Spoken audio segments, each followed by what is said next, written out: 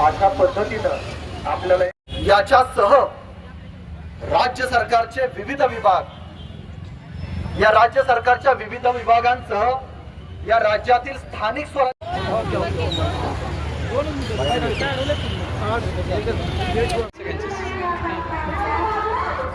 आज पंचायत समिती कर्मचारी आहेत, महामंडळांचे कर्मचारी आहेत, नगरपालिकांचे कर्मचारी आहेत, हे सुद्धा या खरं तर नेहमी केवळ सरकारी कर्मचारी रस्त्यावर उतरतो असं एकंदरीत चित्र आपण पाहत असतो, परंतु यावेळी केवळ सरकारी आणि निमसरकारी कर्मचारीच उतरला नाही तर या देशातला संपूर्ण कष्टकरी कामगार आता रस्त्यावर उतरला आहे।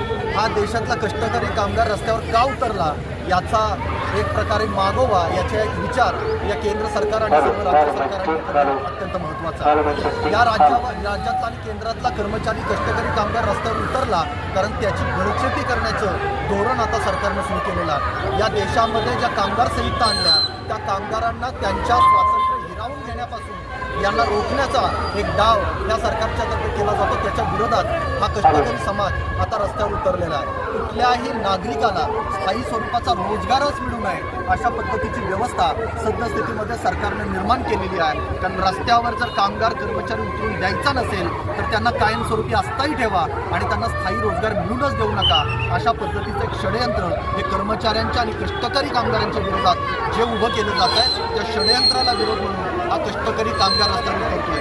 वेगवेगळे कायदे केले जातात। सध्या भारत आणि अमेरिकेची डील झाली त्याच्यामध्ये शेतकऱ्यांना संपवण्याच्या दृष्टिकोनातून हा एक प्रकार सुरू झालेला आहे। केवळ कर्मचारी नाही तर शेतकरी सुद्धा आज संपूर्ण देशभरामध्ये मोठ्या संख्येने रस्त्यावर उतरलाय। आज देशभरामध्ये 1 दिवसांचा संप यशस्वीरित्या हे कामगार कर्मचारी शेतकरी पूर्ण करतील आणि शासनाला आपली ताकद दाखवून देतील एवढा विश्वास या निमित्ताने निश्चितपणे व्यक्त करतो। राष्ट्रीय 11 संघटना पूर्ण संपात उतरलेले आहेत आणि आपण आज जिल्हाधिकारी पूर्ण महाराष्ट्रात जिल्हाधिकारी धरणे आंदोलन सत्याग्रह आंदोलन नियोजित केलं आहे।